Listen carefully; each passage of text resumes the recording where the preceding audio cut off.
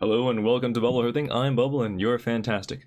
And today we're going to be talking about all of the black cards for the new Magic set Dungeons & Dragons. Adventures in the Forgotten Realms are really hyped for this one. Let us get into it with a slight note that any mechanics involving the venturing, class cards, and I don't know, treasure sort of things. I'll get into more specifics for things that are exclusive to this set in a different video, and more talk about the mechanics there. Here we're going to be talking about the cards and just evaluating them as we go with Acerac the Archlich. And wrong button. There they are. They matter. You might want to use those as reference. So for 3 mana, you get a 5/5 legendary zombie wizard. And when it enters the battlefield, if you haven't completed the Tomb of Annihilation, that's the middle one by the way. It's actually one of the shortest. It could be the shortest one as well if you choose the oubliette path, which is a little scary. So if you haven't completed that, he gets bounced and you venture into the dungeon. Okay, 3 mana venture, pretty bad. When Acerac the Archlich attacks, for each opponent, you create a 2/2 black zombie creature token unless that player sacrifices a creature. What this means, let's talk about the second ability first because it's actually just easier. You have this guy on the board, you completed your stuff, sure. He attacks.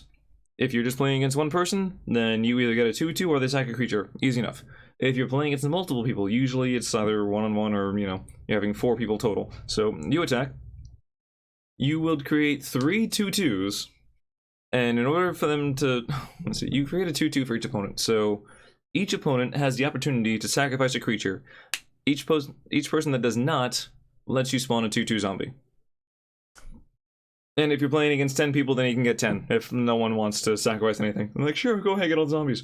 Because that one guy at the end's like, yeah, I totally have a board wipe. No, I got this, guys. And he's like, hey, guys, I lied. And I'm like, oh no, what have we done? Oh, wow. Top 10 enemy betrayals. So there's that last ability. Kind of nice, really good sticking power to it. If you get the 5/5 down, odds are your opponent might want to jump block or might just not be able to. And it makes a bigger board. Almost similar to, was it Legion Warboss? I believe it was Legion Warboss. The goblin that came out and attacked and spawned more goblins. Hey, I mean, I don't hate it. They're not tapped and attacking, and they're not really doing too much, but you're spawning 2/2s instead of 3/3s, and also 2/2s instead of 1/1s, and this is a 5/5.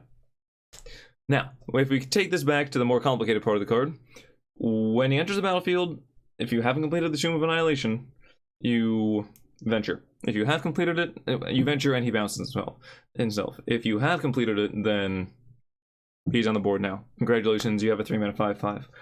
One of the interesting things, which many of you may have realized now, is that, well, if I don't ever complete the Tomb of Annihilation, then I can just venture forever. This card will, if you never complete it, every time you do, it's a 3 mana venture. Okay. 3 mana, yeah.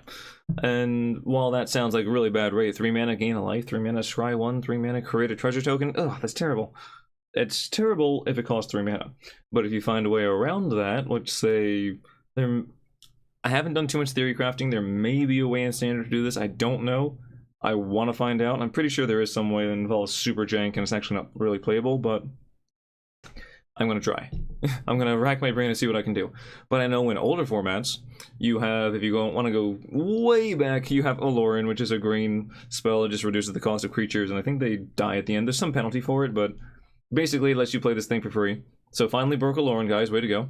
And there's also Rooftop Storm, and I think it's old Innistrad, because I guess new Innistrad's coming up soon, where zombies you cast, a 6 mana thing, it's either 5 or 6, and zombie creatures cost 0 to cast. He's a zombie. Random zombie support there. Feeling pretty good about that. And the other one is Omniscience, where just spells cost 0 to, you can cast your spells for free. And there is one part of, let's see, where is it? If you go down the path of the Lost Mine of Phandelver, in the Dark Pool, the one where it's split into 3, if you take the middle path there, then each opponent loses 1 life and you gain 1 life. Also note this is each opponent, so even though it's an infinite loop if you do this, you just drain from everyone at the same time. You only gain 1 life, but you hit everybody at the same time.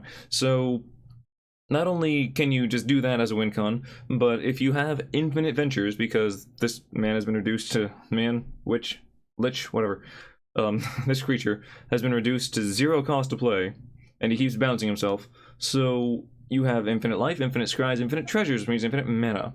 Let's see there. More scries, exile things from your library. You can play them. Okay, sure. You can make infinite little 1/1 skeleton zombies. You can also make some goblins. Why not? You can put counters on your creatures. You can make other creatures weaker. You can draw more cards. Yeah, that's good. And all you have to do is not go into the Tomb of Annihilation, which is kind of what this guy wants to do. It's like, oh yeah, you just keep telling him, no, we're gonna go there this time. Yeah, no, for sure. No, we're definitely not going to, you know, the doctor's office. No, we're going to the park. Of course we're going to the park. Yeah, we're going to the zoo. That's not the zoo, that's the doctor. No, yeah, so anywho, this card is probably going to see some play in a venture deck, but I think the best place to put this is somewhere where you just cheese it out like that. I'm going to try to find a way to make it work, and I would love to see it happen, even though it might be largely unplayable and certainly not competitive. In Standard, that is. Outside of Standard, maybe. I want to see how those decks fare against, you know, their respective formats. And let's see, beyond that though, if you actually play this legitimately and whatever, and go through the Tomb of Annihilation with the goal of getting a 3-mana 5/5 with that second ability, it's gonna take a little while. It's certainly one where you can try to speed through. Is the payoff worth it? Because if you complete it, you also get the legendary 4/4, you know, horror token with Death Touch, but you probably also have to go through the oubliette thing if you're going with maximum speed, depending on how many venture cards you open with, because if you actually have, you know, 3 or 4 ventures in your hand, then you might just want to take the slower path because at least you're guaranteed to get there. If you only have 2 or 3, you might just want to cut it short and see what you can do. So, that being said, in Limited, this card's fine, because you can go through the Tomb of Annihilation, you can pick another one, and at least you have this recursion now. If you manage to get the second ability off, that's fantastic, you stick it on the board, well done, but you don't have to do that. This is fine, it's just a 3-mana sync, and it's a venture. Each turn you play it, venture, okay. It's not necessarily the best use of your mana, but if you got nothing else to do, there are, you know, certainly worse places to put it. So for that reason, I'm going to say, like, this is probably a 3, maybe 3.5 out of 5. In Limited, if you have enough venture, which all in all I feel should just be a little secondary thing, you shouldn't go as a primary part of your deck in Limited, then it can be bumped up to like a 4, but I wouldn't go too far. I mean, if that actually sticks on the board with that second part, that's like 5 out of 5 there. That can run away with the game easily, but that's not coming down turn 3, folks. Hate to tell you, it's not happening. In Standard, I mean, unless this card is part of a deck which just cheeses the whole thing, wins the game on the spot, because, you know, guess what, you just assembled Exodia, then I'm gonna say this probably isn't even going to make the cut for a venture deck. I'm prepared to eat those words, and when I do, they'll be delicious. But until then, we'll see. Alright, enough of that one. Asmodeus the Archfiend is a 6-mana 6/6, because, you know, it's the devil gods, and naturally you have to have the 6/6/6 in there. Alright, if you would draw a card, exile the top card from your library face down instead. Little Necro right there, for those of us that remember the days. Let's see now. For 3 mana, you can draw 7 cards, because why not throw a Grizzlebrand in there for fun? And for 1, specifically 3 black mana. And for a single black, return all cards exiled with Asmodeus the Archfiend to their owner's hand, and you lose that much life. Ooh, that's a hell of a card. This is a very difficult one to actually evaluate there. Just based on 6-mana 6/6, you know what, that's not too shabby. I have no issues with that. The card draw sort of replacement thing isn't bad. The fact that you actually return the card the same turn, the same moment when you resolve that second ability is nice. Or that last ability, I should say, because, you know, it's the first one thing, and the second one, you know, because Necro used to be, you know, pay however much life, and then later on you get the cards. It's not like an immediate thing. See, the 3-mana draw 7 is huge, and there is the potential where I believe, what was it? There's a way to, I think it's if you have like Village Rites or some way to kill this in response to something, you can pay 3 mana to draw the 7 cards, and then you can cast Village Rites on it in response to you playing that ability. Where Village Rites resolves, so this guy is off the board, but of course you don't counter the ability, so you still draw 7 cards, but his first part, where the cards get exiled, doesn't take effect because he's not on the board anymore. So a little convoluted. You end up drawing 9, I guess, there. Is it worth it? Would you rather just keep this guy on the board and see where that takes you? Maybe, but it's a good way to draw a bunch of cards if that's what you're into. So, For that reason and other such things, honestly, I think that in limited, this card's a 5 out of 5. I mean, come on. This 3 mana, draw 7. Yeah, you can take some damage. It doesn't have any lifelink like Grizzlebrand did, so it can't actually, you know, save you after it drains you and such. But, you know, it's going to give you the good suck, and it's going to hopefully get you a few good wins. Now, as far as in Standard, I'm going to say it's probably a little too slow. I can definitely see some Sultai decks trying to play this into Black Spot. You know, along with Liliana, and I mean, it doesn't really do much with Vor and Collect, so we can do that. But I can see Sultai Ultimatum fetching this card every now and then. More so as like a little niche thing. It might even replace Tibalt. Tibalt's actually pretty damn good. I would be surprised if it was, but that would be the first thing I'd kind of ship off because, I don't know, Tibalt just seems kind of boring to me, honestly. So, this guy. 3... Is it 3? I mean, like I said, limited 5 out of 5. In Standard, I'm going to give it a 3. Yeah, I'm going to give it a 3. And I think it's good. I don't think it's super crazy, awesome, spectacular, but I think that it's pretty damn good. Alright, Baleful Beholder is a 6 mana, 6/5 Beholder type. Hey. When enters the battlefield, choose one. Either each opponent sacrifices their enchantment, or creatures you control gain menace until end of turn. So I guess after Throws Beyond Death, they're like, you know what, black can remove enchantments now, yeah, no problem. They just have to sacrifice it. They pick which one. Referencing to Farika's Libation, and now this card. So, not really huge on that. It's kind of a strange extension of the color pie, but here we are. Let's see here. Menace is also a nice little thing, because Fear used to be can't be blocked except by black or artifact creatures. So I guess now Menace is what eventually replaced that, because that was a not very healthy mechanic to keep in the game. Because it was specifically black or artifact, regardless of what creature had Fear. It was only black or artifact to block it. It was kind of an odd choice. So, with this 6 mana 6/5 in limited, this is pretty good. This is solid. There's nothing wrong with this. You can often play this and then just swing out with your creatures, and your opponent makes some weird blocks, and some creatures almost certainly get through. So in limited, yeah, this is like 4 to 5 potential. I see no problems with this. In Standard, I think this is probably more of a 0. If you want to destroy an enchantment, you don't want to put 6 mana into a creature just to get your opponent to sack an enchantment. And Menace, really, if you're running some kind of like black aggro like deck, I don't think this really makes the cut. It's cost too much. So for that reason, 0 out of 5 Standard, but pretty damn good and limited. Black Dragon costs 7 for a 4/4 flyer with acid breath that breathes on you, and the carbon dioxide immediately carbonates you, and you float into the air, in which point you mix with the clouds in the air, and then it rains soda of you, and it's like basically you become LaCroix. So there you go. For that reason, I'm going to call this like a 3 out of 5. Okay. When it enters the battlefield, target creature an opponent controls gets -3/-3 until end of turn. For 7 mana, it's damn good and limited. That's certainly great. 4.5 out of 5.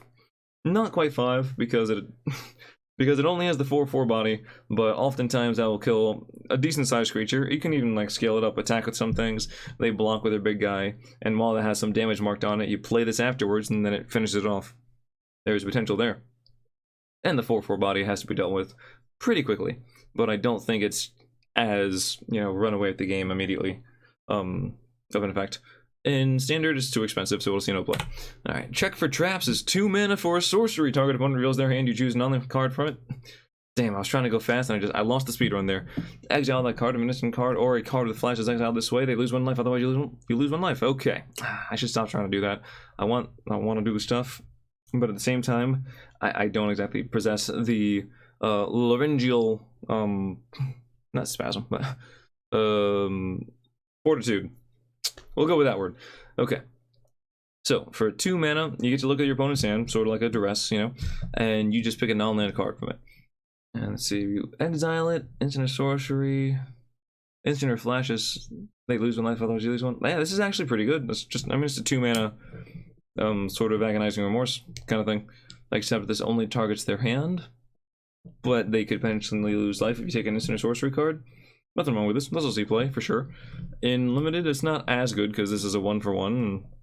I mean, the fact that you might take 1 damage is largely irrelevant, and you can just take your opponent's biggest threat. Yeah, that's kind of legit. You just hate getting this later on, because unlike Agonizing Remorse, which, sure, in limited, it doesn't really matter too much, but you can exile cards from the graveyard with that card, whereas this, not so much. But oftentimes your opponent might hold on to a card for the perfect opportunity which this will destroy. So yeah, limited, like 3 out of 5. I'd run this. I'd probably run 2 of these. Hey, I don't mind. In standard, I don't think this is going to replace Agonizing Remorse. I think I'm going to cough right now. Thank you. And I believe that if you're playing against, if you're like sideboarding cards, Duress is still the go-to against like control decks and combo decks. I don't think you want to, you know, add another mana to do basically the same thing. So for that reason, yeah, standard, this is probably going to be like a 1 out of 5 there. You'll still play it. Humiliate sees play, Agonizing Remorse sees some play, Duress sees some play. This will just kind of join the party there. But in limited, I think it's a bit better. Clattering Skeletons, 4 mana, 4/3. When it dies, venture into the dungeon. One of the few venture effects you can activate at instant speed. If you have a kill spell, bam, kill this off. Do I think that's good value? Absolutely not, but you know what? You can do it. Don't let anyone tell you you can't do it. Because you can. I believe in you. Okay, but aside from that, limited, it's fine. Perfectly fine there. I'd say like a 2.5 out of 5. Got a decent body. Unfortunately, it only has 3 toughness, but I mean, they're literally just skeletons clattering around, so what can you expect? In standard, it's useless, but you know what? I like the artwork, and I like the idea behind it. It's kind of nifty. I like the thought that you put it on the board, and if your opponent has a board wipe, if you're going aggressive, then suddenly you get all these venture effects if you have multiples. I think that's kind of cool. But the fact that you, if you're putting this in a deck, it's a venture deck, most likely, and it doesn't venture the turn it comes out, most likely, unless your opponent just kills it right away. Like, yeah, I really want to get that venture, so I'll play this, and when it dies, I'll be ready. When it dies, it'll die one day. Hopefully my opponent will block if I attack with this thing, or, you know, if they attack, I can block, and then I'll show them. Yeah, a little slow there. Deadly Dispute is a 2 mana card, instant. As an additional cost to cast this spell, sacrifice an artifact or creature. Draw 2 cards and create a treasure token. So what do we do here? So it's a 2 mana, have to sack something, but you draw 2. It's an expensive, that's kind of, so imagine Village Rites, but it costs 1 more, but you also get a treasure, so it almost costs the same. This is not to be overlooked, and there are some Treasure Matters cards in the set, which is kind of a strange thing, but it's not too bad. There's already some Treasure Matters cards in standard as we have it, with not necessarily one and the same thing, but like Magda cares about treasures, Goldspear and Dragon, of course, Galazet's Prismari indirectly cares about them because they are artifacts. Yeah, there's actually a lot of support for treasure coming out now, and this is not a bad effect at all. This could even find its way into a Reanimator thing, because it's just another way to get, like, you see, you draw 2 cards. It's not great there, because, no, okay, maybe not Reanimator, unless you're sacking a treasure for some, or sacking some kind of artifact, but still, it can definitely see some play in just the sacrifice decks, make treasure, have more mana next turn. That's damn good. Oh, so I should probably evaluate this thing. In limited, I will put this at a 3.5 out of 5, potentially even higher. Maybe even like, no, I wouldn't go for it. I'd say 3.5, like I said. Because you can chump block with something, sack it to draw 2 cards and ramp up the next turn, put a bigger threat out there that you may have just drawn. That's really nice. In standard, I will put it at a 3. I don't think it's going to completely replace Village Rites, but I think it's going to see some play for sure. Death Priest of Merkel. Yeah, Merkel. Okay, I love it. Steve Merkel. So for 4 mana, you get a 2/2 Tiefling Cleric. Skeletons, vampires, and zombies you control get +1/+1. And at the beginning of your end step, if a creature died this turn, you may pay 1. If you do, create a 1/1 black skeleton creature token. So this is largely just it's a Lord effect, like it's really nice, or Anthem effect, whatever you want to call it, where it buffs certain things. There aren't really vampire, skeleton, or zombie decks in standard. There are vampires in like historic and stuff. That's actually a real thing, and I believe there's more support for this, of course, in like modern. You could potentially get there, but I don't think we're gonna suddenly be running people over with these creature types. Keep in mind that the next set coming out is an Innistrad set, all kind of, you know, horror themed, so there's a very real chance that this card will get more support, or this card will support more things in the near future. That being said, I don't love this too much. It's at the beginning of your end step. The creature died this turn, so it only activates at the end of your turn. So you have to like attack, maybe one of things dies because your opponent blocks it, and you replace it with a 1/1. For 4 mana, that's actually not. Oh, you replace it with a 2/2 essentially because it has the effect on it. If you have at least 3 or I'd say 4 other cards, 4 cards that would be buffed by the first effect there, then I'd say go for it in limited. I would only ever I would only ever run one of them because they don't buff each other, because it's just a tiefling cleric, not anything undead, and it doesn't really gain so much value. It's nice, but it's not great. It is worth noting, it just says if a creature died this turn. It doesn't have to be a non-token creature, so these tokens that you're generating can trigger the ability themselves, but it's only during your turn. So if they chump block, you're out of luck. Okay. So in limited then, if you got it, you got it. Good old 3 out of 5 there. If you don't got it, then it's more so like a 1.5, because, I mean, even less, because a 4 mana 2/2, ugh, is bad. In standard, definitely a 0 out of 5. Sorry, guys. Alright, Demogorgons Clutches, a 3-mana sorcery. Target opponent discards 2 cards, mills 2 cards, and loses 2 life. 2's all around for everybody. You get a 2, and you get a 2, and I'm taking your 2. You don't need it, but you get a 2. Alright, so let's see. How does this work there? Well, it's basically Mind Rot plus 1,000,000, which is kind of cool, but Mind Rot's bad, so this card's not really too good either. Will this see any play? No, it won't. Not in standard, at least, because ultimately the only thing that it does to the game state as it is, like milling 2 cards outside of a dedicated mill deck where this effect is very, very minute, still does nothing. Losing 2 life, while it's good, 3 mana, deal 2 damage is horrible on rate, and discarding 2 cards is probably the most valuable thing you're going to see here. That's going to be the most effective part of this card to change how the game is played. Therefore, I don't think 3 mana, discard 2 is great. That's actually just Mind Rot, so no. In limited, this card's fine. I actually see no issue with this card. The milling isn't that, impactful again. The loss of 2 life could matter because the games tend to be a little more grindy, where every point could matter when you get further on in the game. And discarding 2 is actually very, very important because you usually run into people with like less card draw, so it's the resource game is very intense. Yeah, in limited, 2.5, even like 3 out of 5 there. Standard, zilch. Devour Intellect costs 1 black. This is one of those Treasures Matters cards, folks. Target opponent discards a card. If mana from a treasure was spent to cast this spell, instead, that player reveals their hand. You choose where you put your inflection, and you put it in the wrong spot, so it sounds weird when you say instead. You also choose a non-land card from it, then that player discards that card. So it's literally, if you, tap a swamp or whatever to make the black mana and play this, opponent discards a card. Pretty boring, pretty bad, not exciting at all. Yeah. If you sacrifice a treasure instead for this 1 mana thing, so if you have a treasure laying around, I'll just throw this at you. Oftentimes not a turn 1 play because, you might not get a treasure turn 1 unless you're playing the goose. Ideas. No, goose gets food, not treasure. So yeah, you're probably not getting a turn 1 treasure. Okay. Yeah, that would be kind of insane.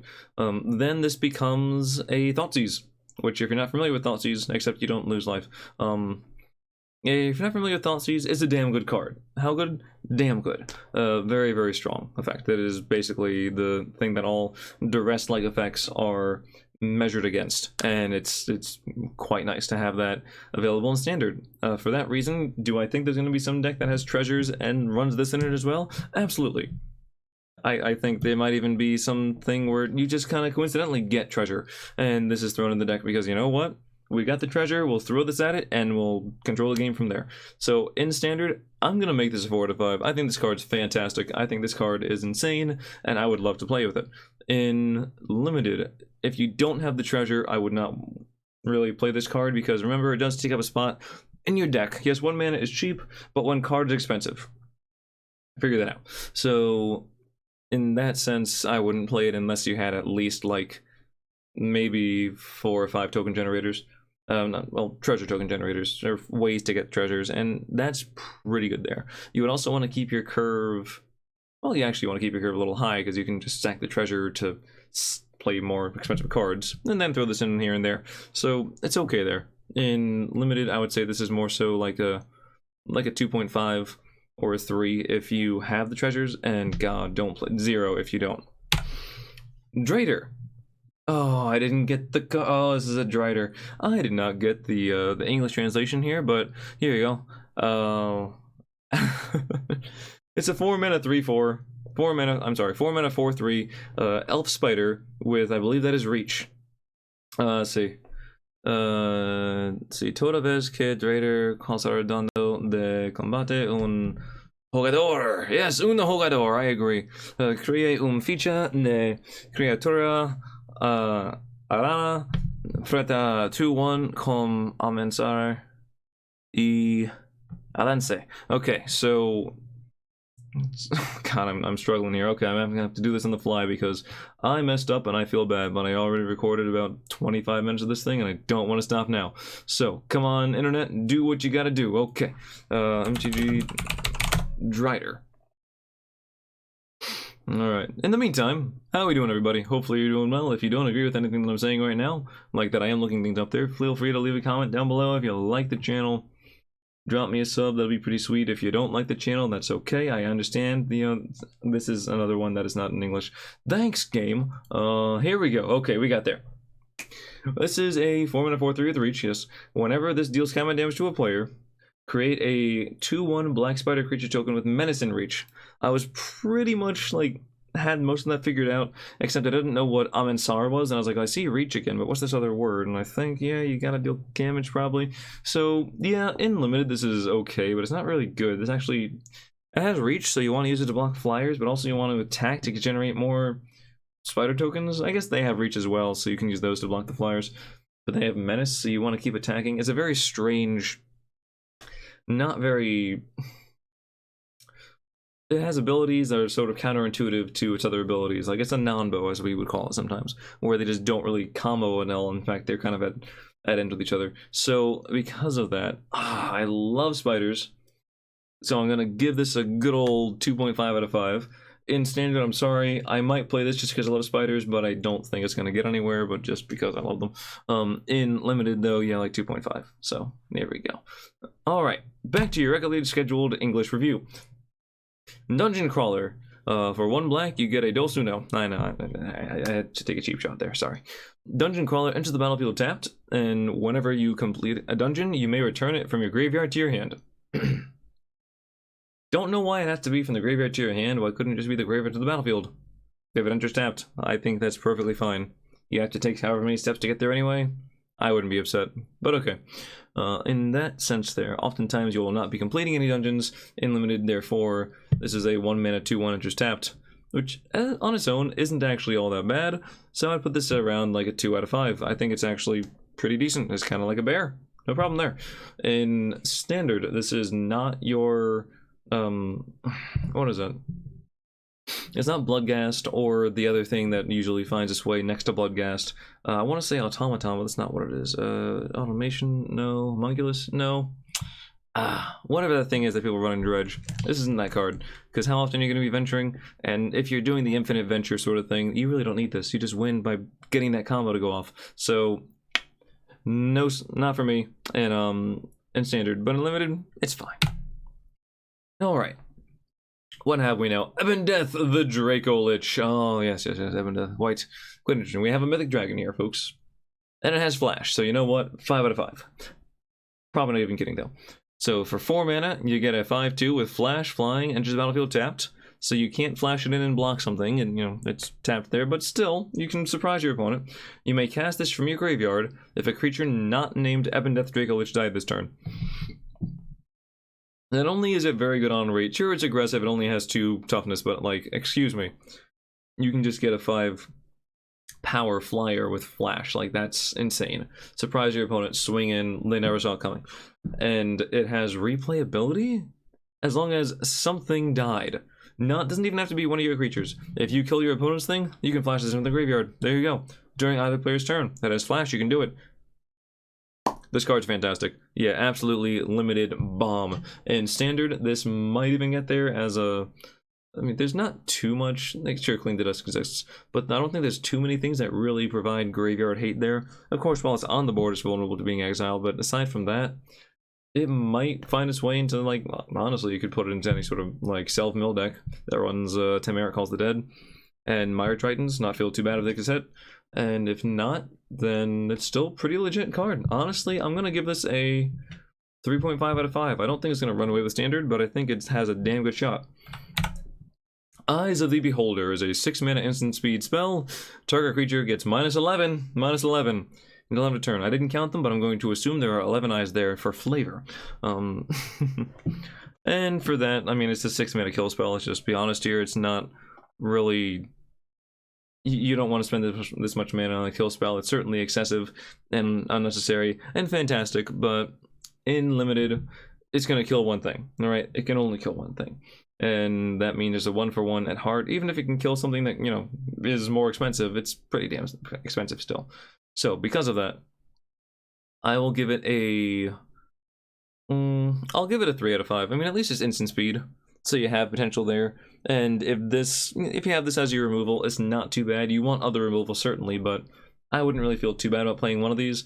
But playing more of these is tough. Like, you might not have a game that even goes to turn 6, and if you suddenly hit 6 mana and your opponent has too many things for you to just kill one and stabilize, that's gonna feel pretty bad there. Standard unplayable. Fate's Reversal is a 2-mana sorcery. You turn up to 1 target creature card from your graveyard to your hand, and you venture into the dungeon. So you get a little, what was it? Not unburial rights, unearth, disentomb, disenfranchise. Yes. Demonetized. So you get a creature up to 1. You can actually choose 0 and just say 2-mana venture. Kind of boring. These effects don't really do too much. Sure, the venture is nice, but even that doesn't actually help us too much. So honestly, standard 0 out of 5, limited, I would give it like a 1.5. I really don't like these sorts of things. At least you have a little value added to adventure, because if it was just 2 mana, add a creature to your hand, no. How'd the creature get in the graveyard in the first place? Oh, it probably died. How'd it die? Well, my opponent probably just killed it. More often than not, it's in battle than with a kill spell. Or maybe it is a kill spell, but not a whole lot of value coming on there. Feign Death is a 1-mana instant speed spell. Until they're all spells, Jeff. No. Until end of turn, target creature gains. When this creature dies, return to the battlefield tapped under someone's control with a +1/+1 counter on it. So very, very similar to Malakir Rebirth, but this is not a double-sided card. Therefore, it is a common, but it gets a +1/+1 counter. Yeah, but it's bad. So standard 0 out of 5. This might see some play in Modern because it has, what is it, Grief, is it? Or the other Evoke card that just came out in Modern Horizons 2. I don't think it will. I think that just running Malakir Rebirth along with Ephemerate is enough, but if you want to really add all these sorts of effects to your deck, go ahead. And as far as limited goes, 1 out of 5 there. It's not a terrible effect, but it has to die somehow. Sure, it could be a little... If it costs more than 1 mana, then I would say this card is useless and it's too much to invest. But you can often have 1 mana up, so just be aware of this if your opponent, you know, is playing black and has the mana up there and left a creature in a particularly vulnerable position. They might be trying to get this to go off. But yeah, you can usually play around that if you'd like to, or if you don't, then it's not super impactful most often. Forsworn Paladin is a 1-mana 1/1 with Menace. You can pay 2 and tap this and pay a life as well. Pay 2 and a life and tap this, create a treasure token. Or you can pay 3, don't tap. Target creature gets +2/+0 until the turn. If mana from a treasure was spent to activate this ability, that creature also gains Death Touch until end of turn. So we have a very unusual treasure generator in black that just kind of does it. And in order to do that, you do have to lose some life. But you have a 1-drop. The fact that this is a 1-drop that can also do something on turn 2 and even turn 3 mana, whatever you want to do there, it's actually quite nice. I don't know, I think that the card design here and this playability are actually just through the roof. Unfortunately, we don't have too much Knight synergy, otherwise this would have fit very well in, I mean, we do still have Eldraine, but I don't think we're running Knights anymore. Mardu Knights was a long time ago. So for that reason, I think this will definitely see play, of course, in a deck that involves treasures, but even if they're not running treasures, it's a solid creature. You ramp, you play it. So, honestly, like, standard 4 out of 5, limited 4, maybe even 5. I mean, you just, if you have nothing else to do, you tap this, you pay a little mana in life, you gain mana. If you have that big creature in your hand or that big bomb that you can't play because you've been, like, you know, mana screwed for a little while, this will get you there. This eliminates mana screw, as far as I'm concerned. So getting this is amazing. Yeah. Gelatinous Cube. It's a 4-mana 4/3 that can engulf things. When Gelatinous Cube enters the battlefield, exile target non-ooze creature an opponent controls until Gelatinous Cube leaves the battlefield. And to dissolve, you pay X and a black. Target creature, put target creature card with mana value X exiled with Gelatinous Cube into its owner's graveyard. Yes, I'm gonna keep running with that, and you're gonna have to experience it. So, This is actually a very, very strong effect. The fact that we've had these sorts of things before, of course, in most notably Skyclave Apparition, where anything you play it, exile target non-land permanent with converted mana cost 4 or less, and then when the apparition dies, then the owner of that permanent, I guess the opponent, because that can only target opponents' things, gets a token, XX token, where X is the mana value of the thing it exiled. This is sort of that, but it can also just get more value by getting rid of the creature entirely, throw it in the graveyard, saying, you're not getting it back. I have dissolved it with my Gelatinous Cube. So, I think this card's fantastic. If you have nothing, it can also actually eat anything, right? Non-ooze creature. Well, most things in this world are non-ooze. If you had a book that was ooze and a book that was non-ooze, then the non-ooze book would definitely contain more pages because the weight of all the oozes that didn't go in there. But yeah, and then the ooze would just be acidic slime and this thing. Just saying. So with that in mind, this card's fantastic. Absolutely fantastic. 4 mana, 4/3, otherwise it's still fantastic. In limited, I'm gonna say this is like a 5 out of 5 there. You destroy your opponent's biggest creature, later on you throw it away, but honestly, you probably just remove it from the board forever. And yeah, that's great. The fact that you can just do the other one at instant speed as well, so you hold up a kill spell, your opponent just goes through the turn, okay, your turn. Oh, you didn't do anything? Alright, I'll eat you, dude. I'll digest him completely, so now you just can't get him back ever. Nice. In standard, this is a hell of a Chupacabra, I'll tell you what. Sure, it can come back, which is why it actually has stats on it, as opposed to the Chupacabra having being a 4 mana 2/2. But damn, this is actually really nice. So I will say like 3.5 out of 5. I don't know if decks are really in the place where this effect will have enough of an effect to bring you back into the game, but I'll be damned if it isn't if they're not trying. Ah, pardon me there. So yeah, definitely 3.5 out of 5. In standard, 5 out of 5 limited. Fantastic card. Grim Bounty is a 4 mana sorcery. Destroy target creature or planeswalker, and you make a treasure token. If this was an instant speed spell, that'd be amazing. But if you count the treasure token as something going towards the mana value of it, then, or the mana cost, I should just say, then it's almost like 3 mana. Destroy a target creature or planeswalker, which is murder, but it's slow, but it can hit the planeswalkers. Okay, there we are. We've started the card. So with that in mind, and with the fact that there are other treasure mana matters cards in this set, then I believe that in limited, if you have any of those things that care about treasure in particular, then I would give this like a 3 out of 5 there. Even without that, I actually still like a 3 out of 5 though, because it's removal. It's not instant speed, but you know what? You need removal. Here's some for you. No restriction on what kind of creature can hit, and planeswalkers is just like an added bonus, so cool. In standard, no play. This has to be instant speed, otherwise it's not getting anywhere. And it's sorcery speed, so it's not getting anywhere. Grim Wanderer comes in with a better resolution at a 2 mana 5/3 with flash. Well, damn. And the drawback is, the tragic backstory. Yes, back when it was a child, it missed out on the green bean casserole, and therefore it was shunned from all family picnics. Cast this spell only if a creature died this turn. So, worth noting that it's not that hard to have things die, honestly. And it's also not that hard to have 2 mana up there. Usually, if your opponent has up 2 mana, they're either going to try to counter something if they're running some sort of blue.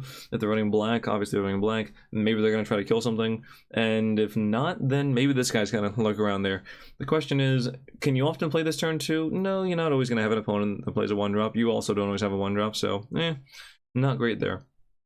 What about later on? There's a really good chance that, you know, this will sit in your hand for a few turns if you keep it, but when it comes down, I should say, I'll be damned if it's not going to be impactful. You can certainly play this in a deck where your opponent declares attacks, okay, kill spell that thing, and then I flash this in, and you probably pay about 4 mana. You know, you play Heartless Act, flash this thing, and here's another removal, probably get rid of their creature with 2 power, and suddenly you have a 5/3 that can swing back if they don't kill it through some other means. That's amazing, and if they do kill it with something else, you just got a 2 for 1, right? So I think this guy is quite nice. I would also like potentially a discard outlet though, or some way to make use of this while it's still in the hand if there are no creatures dying. You can have some sacrifice thing. If you play Village Rites, then this will also work because the creature did die, so worth noting there. And that can also be that instant speed, so you can do that during your opponent's turn, be like extra flashy. I like this card. I think this card's fantastic. In limited, it loses a little bit of value because while creatures are definitely going to die, you can't really dictate when that happens. You might not have as much control over it as you would in standard or in a constructed format. Therefore, in limited, 3 out of 5. In standard, 4 out of 5. Herald of Hadar is a 5-mana 4/4 Circle of Death. Oh, a d20, nice. So, let's see. You can pay 6 mana to roll a d20 and be incorrect at math, even though that's almost part of like what you love to do. So, turns out when you count the numbers 1 through 9, there are 9 of them. I know. I was trying to count 0 and thought there would be 10. No, there's 9. Therefore, 45% of the time, not 50. My bad. Each opponent loses 2 life. Well, that's fine. I mean, 6 mana, you know, they take 2 damage isn't great, but damage and loss of life is okay. Sorry. There's a little detail there that I'm not going to go over, but trust me, it's not the same thing. But let's see there. So for that, it's not an amazing effect. What about what you get 50% of the time? Actual 50. For 10 through 19, each opponent loses 2 life, and you gain 2 life. Okay, that's nice. Now we're getting a little more in the realm of playability. And for that nat 20, that beautiful old, yeah, crit happens sort of thing, each opponent loses 2 life, and you gain 2 life, create 2 treasure tokens, which means that this net costs 4 mana to use the ability, but also you make 2 mana. Like, that's actually insane. So in limited, this card is, and it even just gives you a clock, as opposed to the other ones where, oh, I might draw some cards and do this and this. You're taking 2 damage. No matter what, your opponent loses 2 life. Whether or not you gain the life and get some more value is up to the dice. It is up to the RNG. And a 5-mana 4/4 isn't really, like, so bad. So, yeah, in limited, I would put this at a 3.5, 4 out of 5, that area. It's actually damn good, and this can certainly win you some games. In standard, no, it's not very good. You don't want to potentially make treasure if you're trying to make a treasure deck. You want to make treasure. This is too expensive to be a burn card or you know, a tempo card. It's not really all there, so unfortunately no, but unlimited, crazy. Hired Hexblade is a 2-mana 2/2. When it enters the battlefield, if a mana from a treasure was spent to cast it, you draw a card and lose 1 life. I love these sorts of effects. Usually it's on a 1/1 creature, so in place of having this a 1/1, they give it the other power to make it a 2-mana 2/2, but where that mana comes from is specific if you want to get that card. Worst case, it's a bear. It's a new mana 2/2, therefore it's at least a 2 out of 5 in my book. And then if you actually have the treasure mana for it, then it goes up to actually, I would say like a 3 out of 5, maybe even more. If you have enough treasures, I would run as many of these as you can. In standard, do I think this is going to see some play? Not exactly. It's not terrible to get this later on in the game when you actually have treasures developed. I think it's actually worse when you only play this on turn 2 and you don't have the mana to activate that ability, so it's not great there. Like 2 out of 5 in standard, I think there's just better ways, and oftentimes these effects don't do a whole lot in the standard format where we are now. Not for Phyrexian Rager style though. And in limited, like I said, like 3 out of 5, pretty legit. Horde Robber is a 2-mana 1/3. Whenever Horde Robber deals combat damage to a player, create a treasure token. So this will continually make treasure. If it deals damage, which it probably won't, you might make 1 treasure token if your opponent's like playing really slowly. But oftentimes you play this on turn 2, they play something that can block it and survive pretty damn easily, and then this never connects at all. And you just use it to block here, and there's like, well, I guess I'm not getting any more treasures. Damn, feels bad. So in limited, this is going to be like a 1.5 out of 5. It's not terrible, it's only a 2-mana thing. It's not like, you know, the end of the world if you take this, but don't count on this as your thing that's going to get all the treasures flowing. This and this, they don't necessarily work so well. I don't know about the last one. And in standard, Zilcho, Lightfoot Rogue. Lightfoot Roose is a 2-mana 2/1. Whenever it attacks, you roll that d20. 1 through 9, it gains Death Touch. 10 through 19, it also gains Death Touch. And 20, guess what? You got Death Touch. The difference is, 10 through 19, it gets +1/+0. And for that nat 20, it gets +3/+0 and gains First Strike. For those of you that don't know, with First Strike and Death Touch, since you only have to apply, if you're being blocked by multiple creatures, or even just one creature, since you only have to apply lethal damage to each creature that's blocking you, if it's one creature, you hit it first, and it doesn't actually get to hit you at all because it just dies to the Death Touch damage. Cool. If it's multiples, you only have to assign 1 point of damage to each creature blocking, because that is lethal damage, because you have Death Touch. And let's see, this will go to a 5/2, so your opponent would have to block with at least 6 creatures in order for them to kill this in combat, if you get that nat 20. Which you don't really know if you're going to get to until you attack, so good luck there. Of course, your opponent can just not block and then take 5, or jump block still, that works, but that is pretty insane. They will have to oftentimes find a way to deal with this outside of combat, because in combat, this thing's a house. So therefore, in limited, no issues with this at all. It's basically a 2-mana 2/1 Death Touch, and this has the abilities that might pump it. That's actually super good. Oh my goodness. I've convinced myself this is a good card, and for that reason, I say 3 out of 5. 3.5 maybe, up there. Up there, yeah, up there. And in standard, 0, but you know, it's fun. You can probably put this in a deck with, with encoding issues. Hold on. We good? Computer, don't do this to me. Okay. In standard, you can probably play this in a deck with Finn, and it's not fantastic until it goes off and goes insane, but it's certainly playable in that sort of, you know, Death Touch poison style deck. Loath the Spider Queen! Have I told you I love spiders, especially when they're in languages that are not English? Wow, they're fantastic. Okay. But anywho, for 3 mana, and then 2 black, see how I say that there? You get a 4 loyalty planeswalker. Whenever a creature you control dies, put a loyalty counter on Loath Spider Queen. Really easy way to actually add loyalty counters to something. I play Loath, okay, sure, maybe have some board already, maybe not, you know. If it survives, okay. Board wipe? Somehow I kill everything? I don't know. With noting it does say dies, so you can't just do this and then play Extinction Event and think that you're going to get anything out of it. You would rather play this in like a black-white deck and then play Doomscar. But anywho, you do that, suddenly you get all the counters. And for 0, you draw a card, lose a life. Not bad at all. For 5 mana, you play this thing, your opponent should try to kill it, and yeah, there's no plus ability, but that's because the passive sort of aura effect is static ability, kind of gives it the plus, you just gotta work with it. As the -3, you make 2 2/1 black spider creature tokens with menace and reach. That's the way it protects itself, and then worth noting, of course, when they die, similar to Garrick, I believe, Cursed Huntsman? Or is it the Veil Cursed? No, Liliana's the Veil Cursed, he's the Cursed Huntsman. When the tokens die, you will get loyalty on this thing as well, just due to the passive thing. And the big ol' -8, which is not all that hard to activate, I'm sure. You get an emblem with whenever an opponent is dealt combat damage by 1 or more creatures you control, if that player lost less than 8 life this turn, they lose life equal to the difference. And the reason this effect is kind of sort of lackluster, it's one of the easiest ultis to actually hit, like the turn you play this thing. It's not all that inconceivable that you play this for 5 mana, you play a board wipe, you -8 all in the same turn. And all you have to do is kill 4 creatures. So it's not the biggest effect there. You might just want to keep it around and start spitting out more tokens or drawing cards and losing life, but you know, drawing cards with it. Not bad at all there. If you do manage to activate the ability, just remember that whenever you attack, the opponent is basically taking 8 damage if anything gets through. That's it. They take 8. Oh, I dealt 2 damage. Okay, I can pick up the slack. Now you take an extra 6. That's 8 damage, which is very hard to ignore. 8 damage is like a lot. You know, if I had something that said, okay, deal 8 damage, that's a pretty strong effect. You know, I think if there was a 5-minute spell that said deal 8 damage to your opponent's face, I might run it. It's like Lava Axe plus a bolt, but it only costs 5, and it's in black for some reason. Just saying, playable card. So, by that logic, in limited, this card's fantastic. This card's amazing. Don't even come close to me. This card is insane. 5 out of 5 limited. Yeah, easy. In standard, I do have to bring it down a few notches because it doesn't exactly...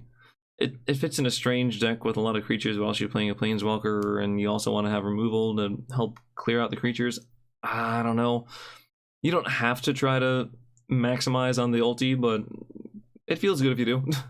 You can just put this in some sort of a tempo deck and use the 0 ability, or the -3. You don't even have to worry about the -8. If you happen to get there just coincidentally, then sure you will. So in that sense, I would say 3 out of 5 in standard, but the whole 5, 8 out of 5, 1 for each leg in limited. Manticore is a 4-mana 2/1 with flash and flying. When it enters the battlefield, destroy target creature an opponent controls that was dealt damage this turn. I hate these sort of effects. They're very interesting, very strange, and I oftentimes do not really hit where you want them to hit. It's very niche, and like, well, my opponent's gonna block this with the big guy, of course, because he can block anything, right? He could also just not. Like, that's a possibility. They could block some other way, and now you're relying on your opponent choosing a few things, or you have a kill spell, or like some sort of burn spell that doesn't quite deal all the damage, so you're gonna play that plus this to kill your opponent's 1 creature, and you just 2 for 1 yourself. But I have a flyer now. Yeah, but do you really? It's a 2-1. Let's not really kid ourselves. It's not going to get there. So in limited, this is definitely at least, well, at most a 2 out of 5. I'm going to give it a 1.5 because it has flying at least there. And, you know, it can still just be a 4-mana 2-1 flash flyer, which it often will be. In standard, it's useless. Power word kill. Look at that. See, if you pay 2 mana, you can get some like piercings around your lip. It's kind of interesting there, you know. And then you can actually just skewer some food on there and save it for later. And then when you're hungry, you just there you go, just like a shish kebab. Also, destroy target non-angel, non-demon, non-devil, non-dragon creature. That's what, 4 nons? Yeah, 4 nons.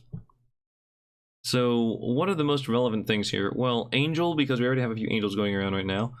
Devil and demon, I think largely don't matter too much. We don't see too many of those.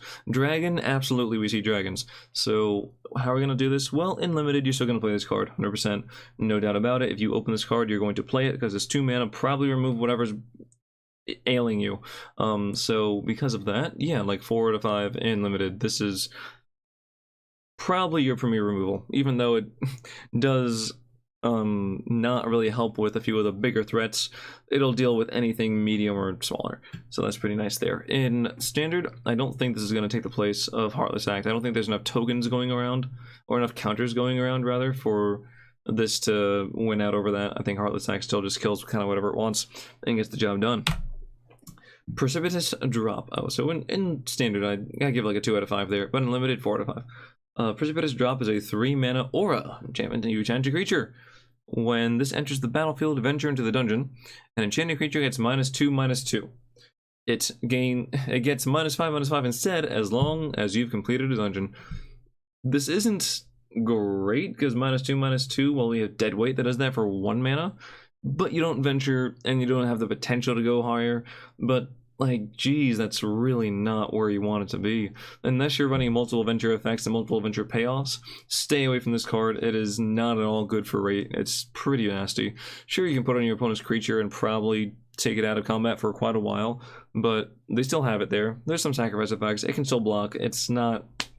the value isn't quite there. In limited, I'll give it like a 2.5 out of 5. At least it does something there. In standard, it's useless though. Ray of Infieldment only costs 1. Whenever something costs 1 or less, pay attention. Instant speed, target creature gets -4/-1 until end of turn. If that creature is white, it gets -4/-4 until end of turn instead. So this is another one of those, this color hates that color and gets a bonus effect if it hits that sort of thing. So in standard, this card is okay. There is, of course, you know, mono white that made the rounds quite a while. It can also kill Winota the turn she comes down, pretty relevant, and having 1 mana available is pretty easy to do. So that's pretty damn sweet. What else can it kill? Blade Historian, of course. It gets around the Seasoned Hallowed Blade, because it doesn't actually deal damage, it just applies the -4 whatever, and kills it based on having 0 toughness there. What else going? It can kill a lot of things. Can't kill a Heliod, but you know what, that's okay. It can potentially kill a Daxos. So with that, in standard, I'm going to say there's probably going to be like 1 or 2 copies of this in someone's sideboard, and they're going to feel okay. Not really mainboardable at all. So for that reason, 2.5 out of 5 in standard. In limited, the fact that it at least also drains the power quite a bit, I'll give it a similar 2.5 out of 5 there. It's not fantastic. Also keep in mind that anything that is not in your deck in a limited format is in your sideboard, so when you get to game 2, if you're playing a best of 3 sort of thing, or even game 3, you can put it in there if your opponent's playing white and you're playing black. You can do that. So yeah, 2.5 out of 5. Both formats. Interesting. Reaper's Talisman is a 1 mana artifact equipment. Is a skull on a triangle. Let's just call it like it is, folks. Whenever a equipped creature attacks, it gains death touch until end of turn. Whenever a equipped creature attacks alone, defending player loses 2 life and you gain 2 life, and it costs 2 to equip. So that's a very interesting effect now, isn't it? So it disincentivizes your opponent from blocking, but then if they don't block, because it has death touch, so it's going to kill whatever blocks it, unless it has first strike or something, then they lose 2 life in addition to whatever they're taking because they didn't block. I don't hate that. I also like that you can just play it for 1. There are some things where artifacts matter. There is a very narrow range where equipment matters as well. So because of that, and because it kind of gives your creature its own little evasion, let's see, attacks alone. So if you just, yeah, you just have to attack at the one creature and it's guaranteed drain 2 life. And it also gains Death Touch. If you don't attack alone, you still get the Death Touch though. Which isn't really great, it's not worth an equipment I'd say, but it's kind of fun, not gonna lie. So yeah, in standard, useless, and limited, like another 2.5. I think it's pretty nice. I don't really like equipment too much, but this one gets me. This one hits me right there. Right there. Hello word. Sepulcher? Sepulchre? Yeah, Specular Ghoul. Sure, that's a lovely sentence. For 2 mana, you get a 2/1, and you can sacrifice another creature, and the Ghoul gets +2/+2 until end of turn. Activate only once each turn, because if you couldn't, if it didn't have that restriction, guess what? This would win games immediately. Psychotog, come at me. But, or I guess there's probably another card that does that more accurately. Still though, come at me. So, with that being said, this card's actually super nice, because you play this on turn 2. As long as you have another creature out there, your opponent's blocks are super awkward. Just attack with this. Okay, well, I don't want to block with anything less than 5, because you can just sacrifice that creature and kill it. So, yeah, I'll no blocks there. Okay, cool. If you're attacking multiple things, and one of your creatures is going to die anyway, to really no avail, then sacrifice it, buff this up. Go for it, dude. And it doesn't even have to be during combat. If your opponent's going to try to snipe this with, I don't know, say a Ray of Enfeeblement, okay, I'll sack a creature in response and give this a buff. Maybe not the best example, but you know what, it can do it. And it can protect itself pretty damn well. For that reason, in Limited, this card is going to be a good old 3 out of 5 there. Maybe even more, but I'm going to hold it back for a second. In Standard, I still don't like this card. I don't really care for it. If it got like a +1/+1 counter instead, we might be talking, but it's just a temporary buff and you can only go bring it up to a 4/3. Nah, not so enthused on that one. Shambling Gast, not Geist, Gast, is a 1 mana 1/1 zombie. When it dies, you either choose a target creature an opponent controls to give -1/-1 to, or you search the body, create a treasure token. So, oh, I thought this came in tapped. It doesn't. Nice. So 1 mana, 1/1, when it dies, make a treasure, is oftentimes what you're gonna do. That's not bad. That's hardly bad at all. Yeah, in Limited, this is actually very nice. And it makes your opponent's blocks a little strange, because if they block by having 1 more toughness than, like, your power, if this thing dies, then cool. It died, I finish off that creature if you want to. Oftentimes we'll let it go through, while 1 damage isn't a whole lot, it adds up if they just keep letting attack. So yeah, like 3 out of 5 in Limited. Only because, like, sure, the 1 damage will add up, but it takes a while to add up. In Standard, this could see some play. I don't think it's gonna really do as much as I would like it to, because it does have to die to get any sort of value. 1 mana 1/1, not so nice. So for that reason, 1 out of 5 in Standard. I'll bring it up to 1.5 now, because treasures are nice. But in Limited, what did I say? Okay. I know that doesn't mean 3. Or does it? It was a reference to the Netflix show with the, or is it not Netflix? Yeah, with the Puerto Rican ghost hunter. Anyway, not Puerto Rican. Oh my god, not Filipino. Wow, okay. Something that starts with a P, right? Yeah, go ahead. Skullport Merchant is a 3 mana 1/4. When this thing enters the battlefield, you make a treasure token, so it's almost like a 2 mana 1/4. Okay, I'm not hating that too much. Still a little bit of hate though, little hate. For 2 mana, you can sacrifice another creature or treasure to draw a card. You know what? In Limited, that's just fine. I would give that a 2.5 out of 5. It can certainly get you there at some point, and the fact that it actually fuels its own little, like, secondary effect there, I like it. I like it a lot. This reminds me of, oh, what the hell's the guy's name? In Breath of the Wild, where he has, like, the monster shop and, like, stitches them together, like, the masks and things. Oh, I forget his name, but it reminds me of that, and it makes me happy.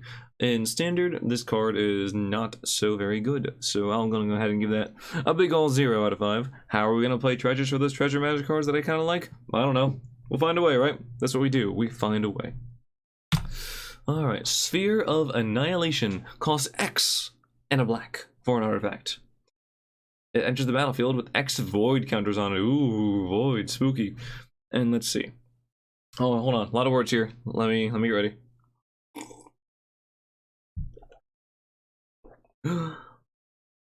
at the beginning of your upkeep. Wow, and that just immediately failed. Okay, sweet. Well, if you're gonna fail, fail fast. All right. At the beginning of your upkeep, exile Sphere of Annihilation all creatures and planeswalkers with mana value less than or equal to the number of void counters on it, and all creature and planeswalker cards in graveyards with mana value less than or equal to the number of void counters on it. Nice. What does that mean? So you pay however much mana you want to this thing, and then next turn, when next turn comes around and it's your turn, then you just exile everything on the board and graveyard, creatures and planeswalkers with however many void counters equal to that thing. So say you pay 5 mana. This thing has 4 void counters now because you paid 5, minus the 1 black is 4. You have to survive a turn now because your opponent has some creatures and whatever you want to remove, so you have to wait. This is a delayed board wipe, graveyard exile thing. And in addition to that, your opponent knows it's there, so they're of course not going to commit more to the board unless they can kill you that turn. Maybe something in haste, they'll just kill you. Sure. And then when it comes back around to your turn, sure. Then you wipe the board. Hopefully, if you have enough mana, you can wipe the board. And sure, you also, I'm just say sure a million times, while you have the first opportunity to play something on the hopefully wiped board, your opponent also had the chance to prepare for that for a whole turn. So this card's okay. In limited, this is actually not too shabby because oftentimes your opponent will have a very simple plan of I play the most expensive card I have. Cool. And if you just hold back a few creatures, this thing can come down and wreck their day. But in standard, this is very, very slow for what it's trying to do. So for that reason, standard, like 1.5 out of 5. Maybe it could be like something, but I don't quite see it.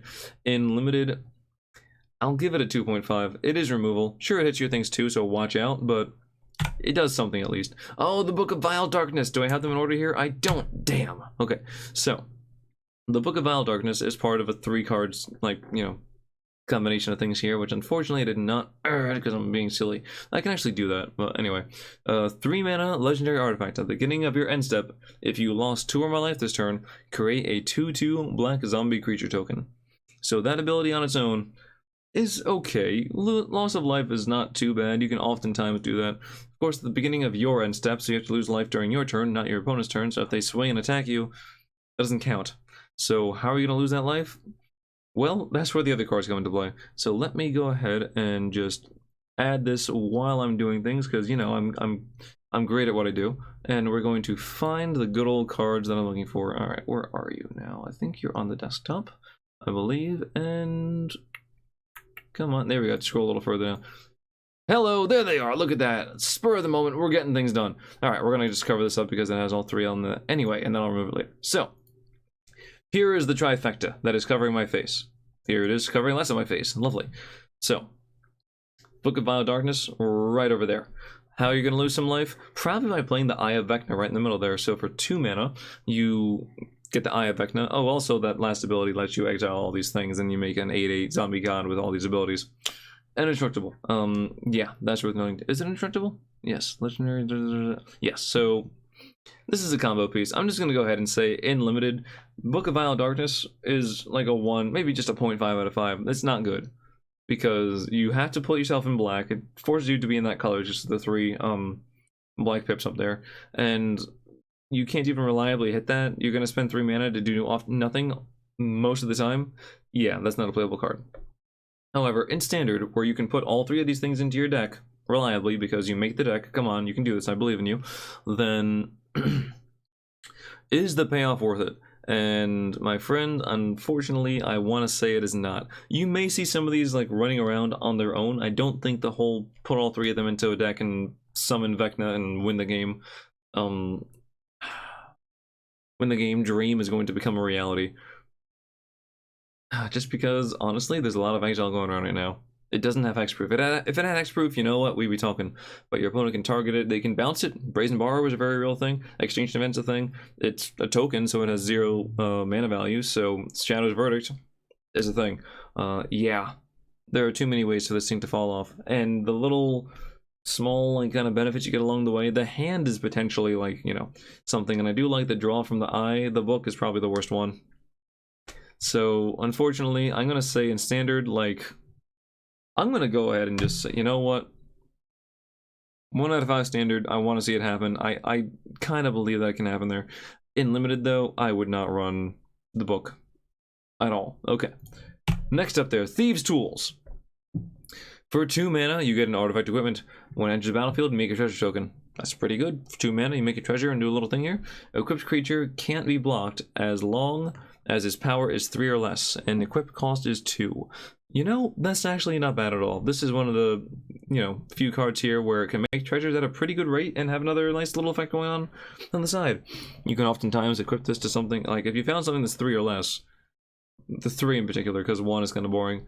But sure, you put this on something with 3 power, can't be blocked. So you just attack with it, and 3 is a reasonable portion of your opponent's life. In fact, you do that 7 times and you win. Hopefully you got a few more points of damage in there, maybe only 6 swings. That's a clock, my friends. It's not the fastest clock, but this isn't a speed run. This is life. I guess you can speed run life as well, but I don't advise that. So in limited, I would actually probably play this card many times over. And let's see.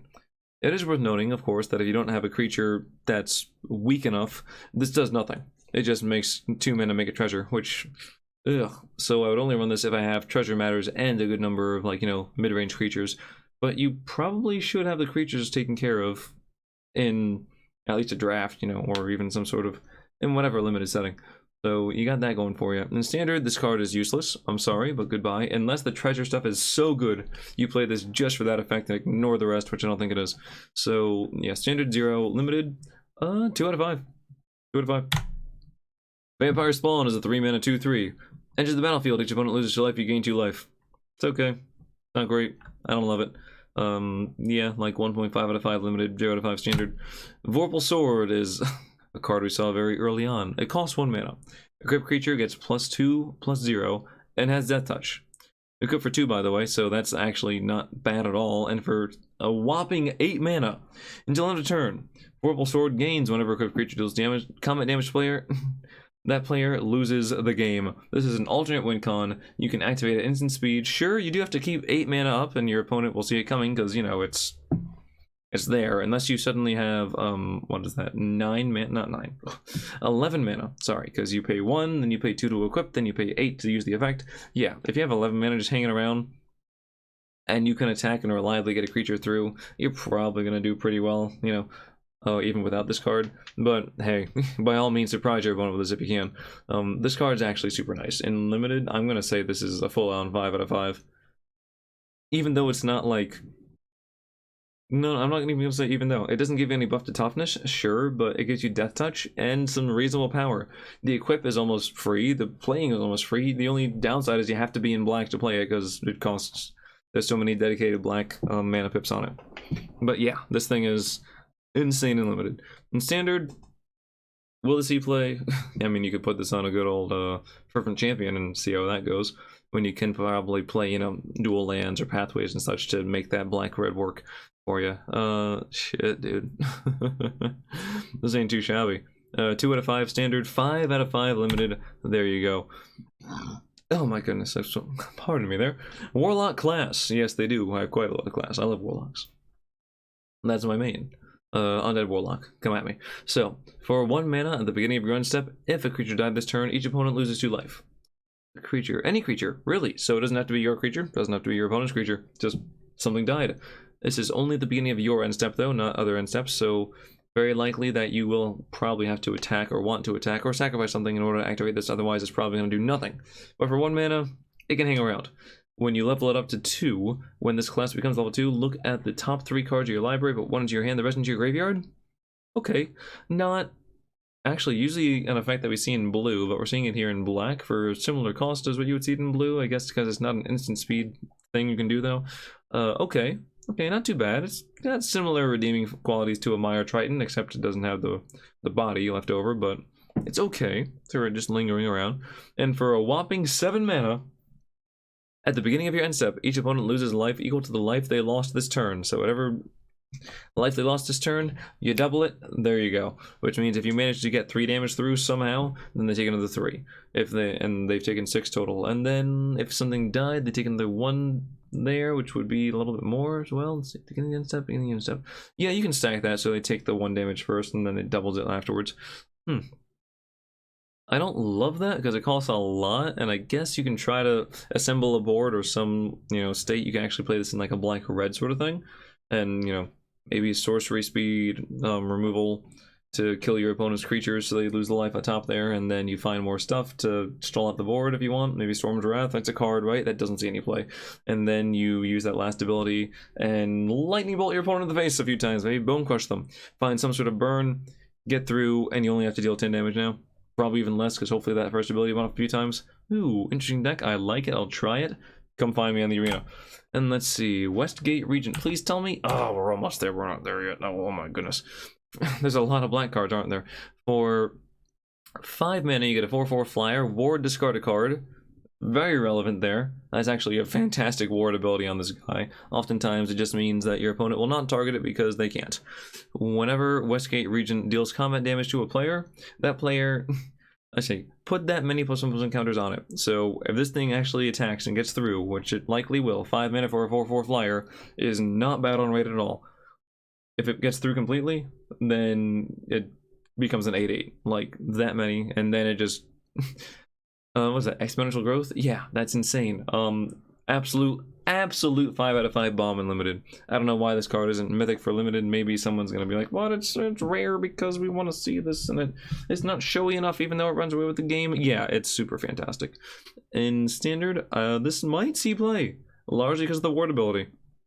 If it did not have that ward ability, I don't think it'd see any play at all. But because of that, maybe. I'll give it a 3.5 out of 5 in standard. There are a few, I'm having a few like reservations on it because I don't think it's necessarily going to get there. But even if you play this for 5 and your opponent, Doomblades it. I know Doomblades is actually the exact card that can't kill it, but whatever, go with me. Removes it with some sort of targeted thing. I have to discard, and they have to discard something to get there. Well, that's a 2-for-1. 5 mana 2-for-1s are okay. They're not bad. I like it. Moving on. White. Costs 1 on a black. Figure that one out. For a 3/2. And enters the battlefield tapped. And when a creature dealt damage by white this turn dies, create a tapped 2/2 black zombie creature token and exile that card. Well, the exile is nice, certainly. And the token's nice. This thing coming in tapped kind of sucks, but you live. Prized Amalgam, by the way, is the card I was thinking of earlier. Just saying. It got there. It comes up eventually, but it always comes there. It always comes. Yep, that's reliability. So, this card, it's kind of slow. You potentially exile something and replace it with the 2/2 one of these days, because it probably only gets to use the ability one time. So, with that in mind, it's interesting. If you have something where you really want to sacrifice creatures, or where you need to assemble a board, this could work well with Lolth because it kind of replaces itself, so you still maintain some board presence. This can deal, it can be a pretty good thing in some sort of sacrifice deck. Yeah, I think there's some potential here. In limited, this is actually fine. Honestly, like 3.5 out of 5 there, because, okay, sure, it comes in tap, but the next turn it untaps. You attack, they block, you replace this with a 2/2. It's basically like it never even left the board. It's pretty damn nice. And if you manage to kill like an X1 with it, then you're just having the time of your life. Or equip this and make it stronger. Yeah, that's actually fantastic. In standard, I think it might be a little slow, certainly, but I don't have any issues with giving this a 2.5 out of 5 standard. Yeah, a little bit above, your average bear thing. I think it might actually make it somewhere. Yuan T, this has to be the last one. Oh my god, Zombie Ogre, get out of my face. Yuan T Fangblade costs 3 for a 2/2 Death Touch. Whenever it deals combat damage to a player, venture into the dungeon. Interesting. I don't think there'll be too many issues with your opponent blocking this. I'll give it a 2 out of 5. Because, you know what, it's 3 mana 2/2 Death Touch is okay. Even if you start venturing into there, are you really going to get all that much value out of it? Maybe, maybe not. I'd say you get one pretty solid hit, and then your opponent just deals with it, and like, you know what, no, I'll block it, sure, I'll kill it with this, okay, cool. Congratulations, you gained a life, way to go. Zombie Ogre costs 5, so in standard 0 out of 5, and limited 2 out of 5. Zombie Ogre is a 5 mana 3/5 at the beginning of your end step. If a creature dies this turn, venture. Beginning of your end step again, this is your turn, so it's incentivizing you to attack and then have some creatures die. Or, maybe one of your opponent's creatures die, who knows. And then you get to venture. I don't like it. And it's not even statted aggressively, it's statted defensively. So yeah, you can block with this, but then it doesn't trigger the the ability to venture, so it's kind of split on that. In standard, 0. In limited, I would give this a 2.5. I think it's okay, even though I'm really not like too keen on this thing. It's better than some things. I mean, I think it's better than this guy, obviously, and it's about on par with this. Maybe this should actually be like a 3, and this is a 2.5. Yeah, I feel okay saying that. And now we're done. Oh my goodness, that took forever. My apologies, but you know what? At least we got there. The Drider and the whole Vecna thing didn't really help. I slowed me down a little bit, but we're here. Thank you very much for sticking with me if you did. If you didn't, that's okay. I understand. At least you tried. And without further ado, good night or good morning, depending on where you are on the road. But as always, good luck. Wow.